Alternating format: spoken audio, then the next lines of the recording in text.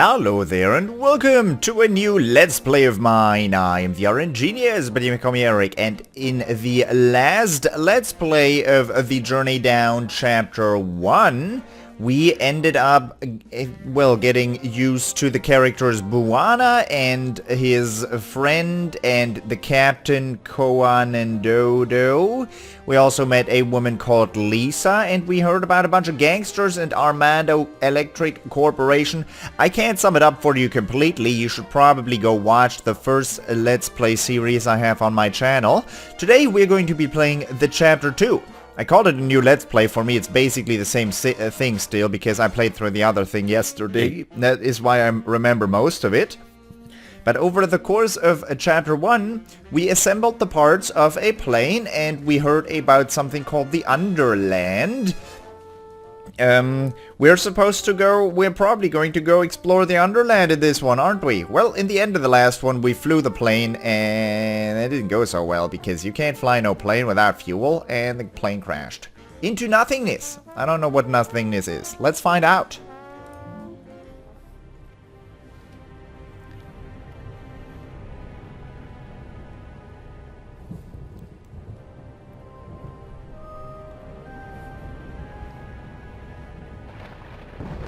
Skygoblin.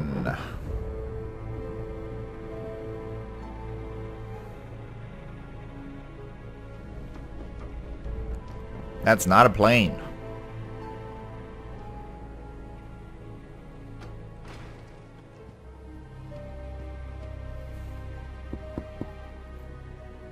Report, sailor. Oh, we've caught something in the net, Captain. Finally. We might not have to starve to death in this blasted mist after all. Well... All right, let's see what we've caught. Reel it in, Joe. What kind is it? Is it a big one? Can we eat it? Well... It's an airplane. Ah, release the net. I thought we were saved. Scrap salvage is the last thing we need right now. But sir, what if there's food in there? Rations of some sort. Oh, cake! Maybe it's full of cake. Go ahead. Reel it in and get your cake. I don't care. Nice! Ouch! I told you it was a bad idea to have a farm of cacti in an airplane. Don't diss my cacti, man. It's not their fault that you landed on them. Well, maybe if you hadn't crashed the airplane, I might have considered not sitting on one. Oh, yeah, great landing, Buana. I'm glad you're still alive, so I still have the chance to strangle you! Master Pilot, huh? Enter? Hello. Got anything? I do not have food. I have cacti, but you can't touch those. So, let me get this straight. We're simply stuck out here in the mist? I'm afraid so. This ship isn't going anywhere. Without a lighthouse to guide us, we have no idea where to steer. We're just gonna have to wait it out. If you're lucky, it won't be more than a couple of weeks. I can't believe this. Is there really nothing we can do? Well, if we knew our bearings, I guess that'd be a good start. But we don't. We've always relied on the lighthouse for navigation. Buana, you're a pilot. You have any ideas? What you need, lady? Our bearings. We need to find out in which direction the ship is heading. Ah, no worries, Lena. You can always count on Buana Chatters. Great. I'll take this opportunity to catch up on some more reading. How the heck am I gonna figure out what direction the ship's going? Oh, but look at some kind of GPS thing. Hey, Joe, what you looking for? I'm trying to catch a glimpse of Port R2, or another vessel, or anything that might help us get back to port. But all I see is darkness. And that there buoy, of course. We're gonna stay moored to it until the fog lifts, so we don't just keep drifting away. Could be today, could be in a week. Can I help? Well, your lady friend was onto something there. If we somehow can figure out our bearings, we might just have a chance of getting out of this soup on our own. I like the way you talk. That is the thing I wanted to play this the most for in the beginning, the voice acting. It's really nice listening to all these accents and all these different people talk. For me, listening to accents is nice. I don't know how it is for you, but I really enjoy those. What is this place? You're on board the MS Beco, an eel trawler lost somewhere in the thick soup and mist, far from its port.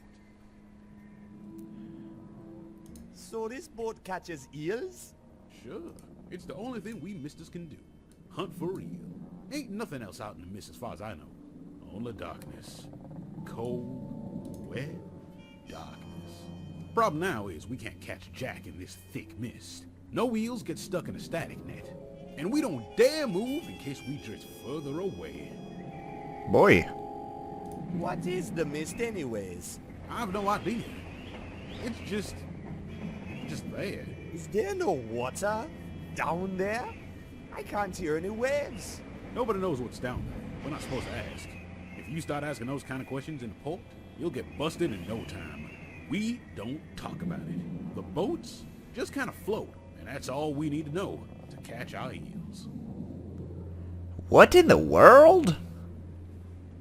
So, what happened to the lighthouse? Beats me. It worked fine when we left port. And about a week ago, when I woke up from my shift one morning, I couldn't see it. And we've just been aimlessly drifting since. Catch you later. All right. Keep, Warner. Stay afloat. That boy is too far away. I can't get a good look at it from here. Do I have items in my inventory? I do not. I do have the same save bar. I have to be a little careful with this game because the stability was lacking, I would say. The game already crashed twice on me, so I'm definitely gonna have to get around doing that again. It says Beco. I guess that's the name of the ship we're on. I don't think it's called Beco. What's this? Don't! You Those wires are dangerous. You are a freaking dumbass! Wow. Alright. Alright. Go to the ship. Quito, brother. How you doing, man? I'm okay, Buana. Just a little seasick. I think I'm gonna lie here for a while. Of course, man. I've got this covered. I need the screwdriver, though. Hey, can I borrow that screwdriver? Sure, man. Knock yourself out. I need that in my life. No problemo, Buana. Go drive them screws. I get it. That was a good joke. I don't need any more tools right now. You always need tools. I guess we won't need our makeshift safety belts anymore. But the duct tape might still come in handy. Makeshift safety belts? Boy. Boy. Looky, the compass is still intact. Maybe I can detach it from the instrument panel somehow. Oh, with what kind of tool would I do that? Ah, right. Perfect. This is probably exactly what Joe needs. Hey, Buana. I thought tinkering with the airplane was my job. No. Your job is fixing the airplane. After I break it. Right, last time there was a nice wrench in that department right there, but I'm not going to be able to get that this time. Anything else? Quito, old Hey, friend. Quito. Hey there, Buana. Looks like we got ourselves into quite a pickle here. Nah, Yeah, man. This boat is going nowhere. nowhere. How did we wind up in this mess anyways? Buana, you already forget, eh? Well, long story short, we were up to our knees in debt back home in Kingsport Bay. And then that lady Lena shows up looking for a book. It turns out we had the book she was looking for. Some old book that belonged to Conododo. Then all of a sudden, she needs to get out of there in a hurry and starts waving money around and... And that's when I convinced you to fix the plane so we could chatter it to her. Right, now I remember. Yeah, and then we got it going, and we were chased by those crazy guys with the Tommy guns. We over the edge, ran out of gas, and then fell into the mist. And wound up here, in the net of some kind of weird floating eel trawler. Exactly, mon. How did she know our father had the book she was looking for? I don't know, Buana. I guess Konododo must have been mixed up in the same stuff as she is. One way or another. Too bad he isn't around to explain these things. I sure miss him. Me too, man. Me too, man. Later, Kito. Alright, that sums about everything up I can do in here. That was nice and successful and easy. Shroop. Wow, that was quick. I can enter the cabin. There's... It doesn't seem to be working. Oh, that's a surprise. Maybe because the wires outside are cut. But because the light is turned off, I can't actually make out that backpack there. Unfortunate.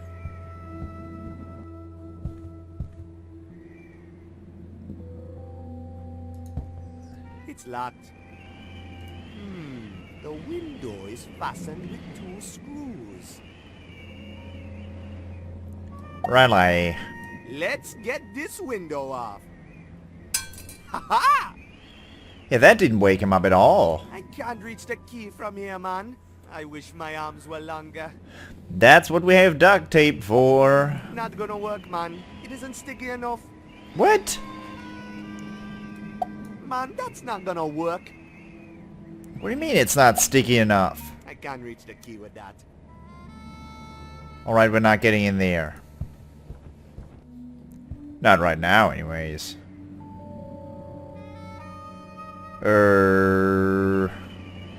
Can I put a compass on those wires? I don't think that's gonna help me fix the wire. No. Screw those wires back together, baby. Oh, yeah, it tickles. Wee ow. Tape those wires together? What?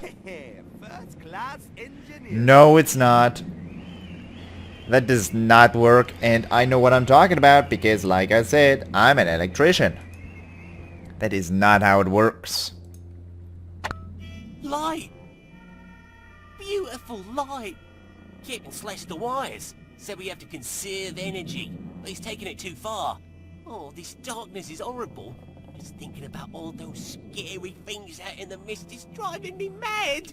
What scary things? Pirates! Bloodthirsty pirates! Not to mention the eels. Small ones are friendly enough, but the big ones... Oh, the big ones. I don't want to think about it. Wish we were back in Port Archu. Dude, you have the best accent. There are pirates out there? You kidding me? You never heard of the Sisulus? No? Nastiest pirates there are. They're a curse to these mists and to all of us who work it. They hack and slash their way through any vessel they encounter, no matter the flag. Oh, it's a bloody mess when they're done. Stay clear of the Sisulus if you want to keep your body parts. That's all I'm saying, mate. They're a bloodthirsty lot. By the way, I would turn up the audio balance for the voice acting part, but I unfortunately haven't found a slider for voice audio. There's only music and there's sound effects, and if this counts towards sound effects, it's already cranked up to the maximum. So that's unfortunate. Eaten by eels? Really? Really? You never heard about the Hungries? I've heard tales of them swallowing entire ships, twice the size of this one. You mean a giant eel could pop up and eat us at any minute now? Well, as long as there's a charge left in our batteries, we should be okay. Legend has it they never come close when you got your lights on. It's what happens when we run out of fuel and everything goes dark that scares me. Boy, fear the Hungries. That was the password to get onto the MS Coronel or whatever that ship was called. Tell me about Port Archu. It's the only town down here under St. Armando. As far as I know, at least. It's the home port of most ships work in the mist. Sometimes the fog lifts, but most of the time it's just completely enveloped in a thick, soupy fog. It's no happy place, but it's certainly better than being stuck out here. There's warmth there. And food! Wonderful food! Oh, crikey, mate. Oh, it's cracking stuff. Oh, crikey, mate. See you around. Awesome. Give me that. Hey, Hey, look, a loose spring. Gimme. I Nice. better take it before it pokes someone's eye out.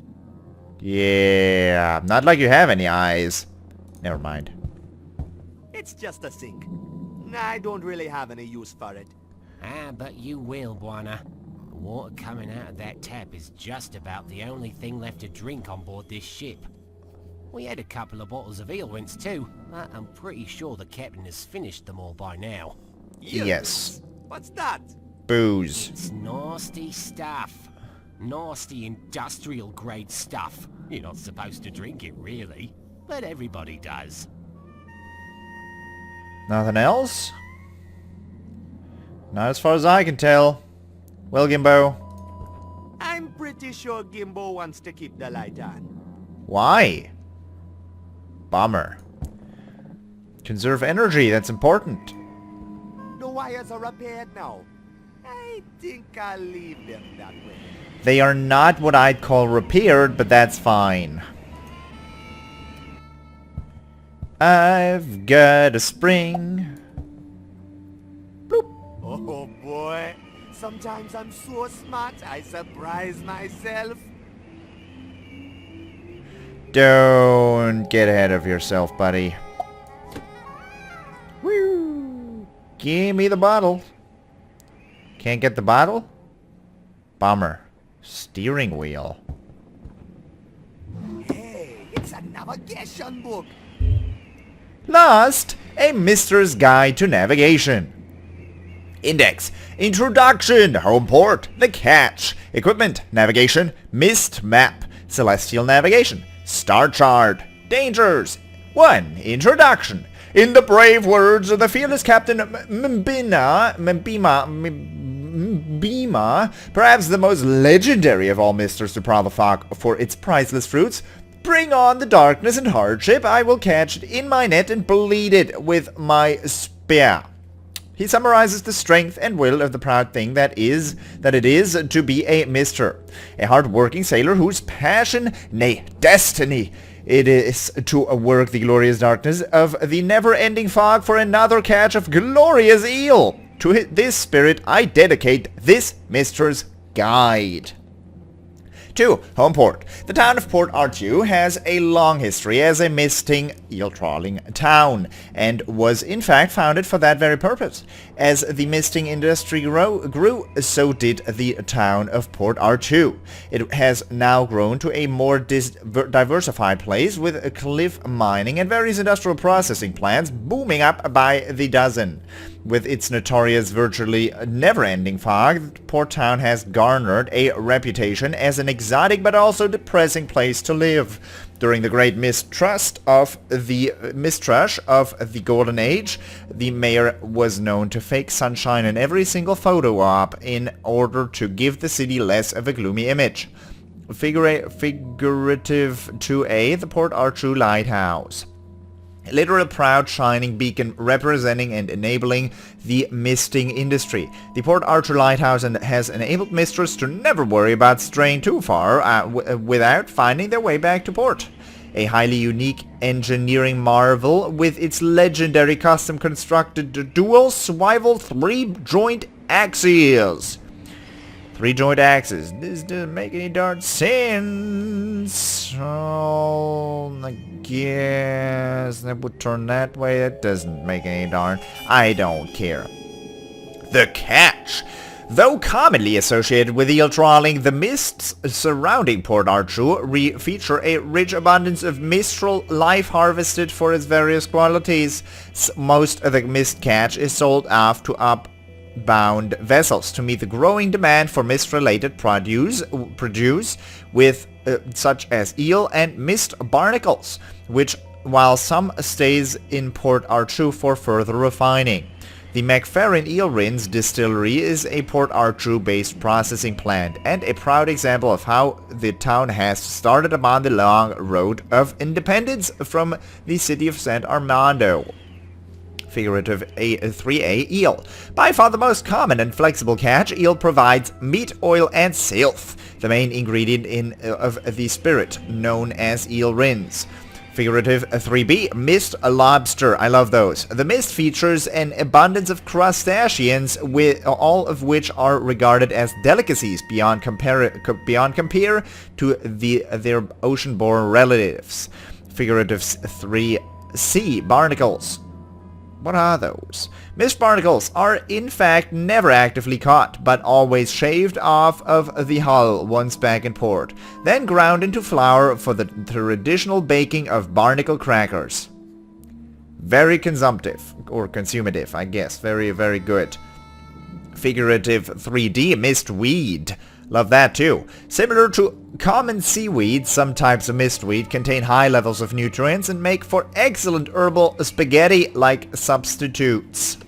But, didn't mean to do that. Didn't mean to do that. Alright. For equipment, we're going to read through this whole book and then I'm going to end the episode. If you're not interested in this, well, go watch the next one, I guess. Equipment. Mist trawlers are solely built for working the mist and not the ocean. Due to their immense hull draught, they cannot traverse the locks of Pango Kubwa and thus never channel up to San Armando. Figurative for a mist trawler and ocean trawler hull comparison. What the actual flying fuck is that thing on the left there? What? Furthermore, upbound vessels used for imports and exports from San Armando deploy advanced ballast tanks for buoyancy control, thus enabling them to navigate both mist and water with a moderately low risk of capsizing. Figurative 4b, a net, a harpoon, and a mist spindle, whatever that thing is.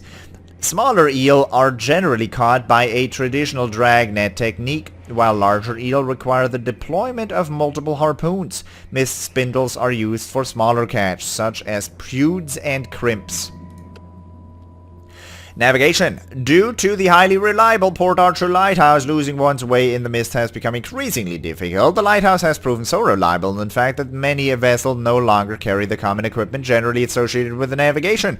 Following is a list of such equipment. Barometer indicates depth. Compass indicates bearings. Chart indicates location. The marker descriptions on the opposite page are used to cross-reference with the chart on the following spread. Stuff. I don't get it. That's gonna be necessary for later. What?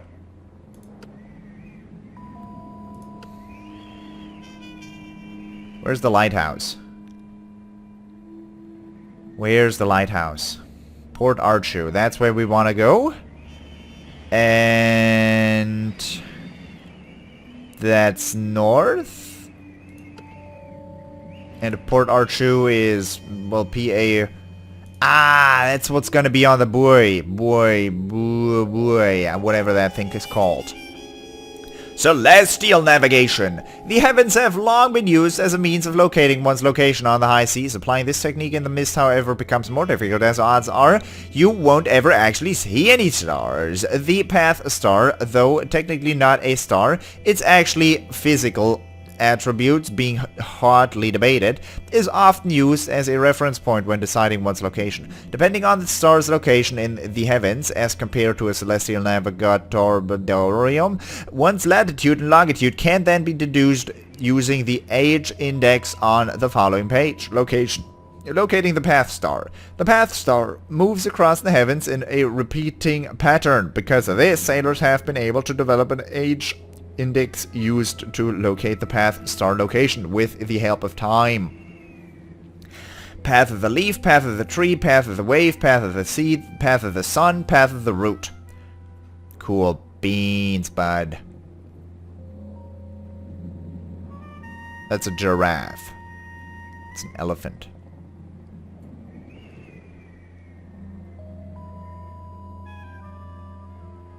I have no idea what that's supposed to be. That's a snake. Is that a monkey man? Is that supposed to be the head? What is that? I guess that's monkey man. Dangers of the mist. It is no secret that the mist has taken many alive from many a brave sailor. The dangers are many and risks loom over every ship that leaves the safety and comfort of home port. The Hungries. Any experienced mister will tell you that the biggest dangers of them all is running into the Hungries. These are the adult eel and generally can only be found in great depths of the mist. The risk in running into Hungries on normal trawling depth, however, is very low, especially when taking good caution to keep lights on at all times. The cliffs.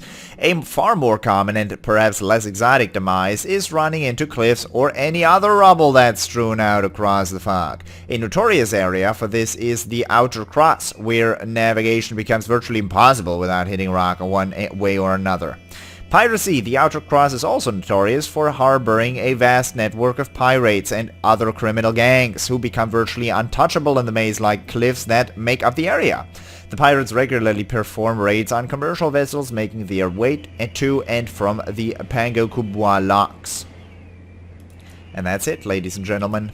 For the moment, I hope you enjoyed this very first episode, and I hope I will see you in the next one as well. Join me for this Let's Play series too, please, please. Until next time, bye-bye.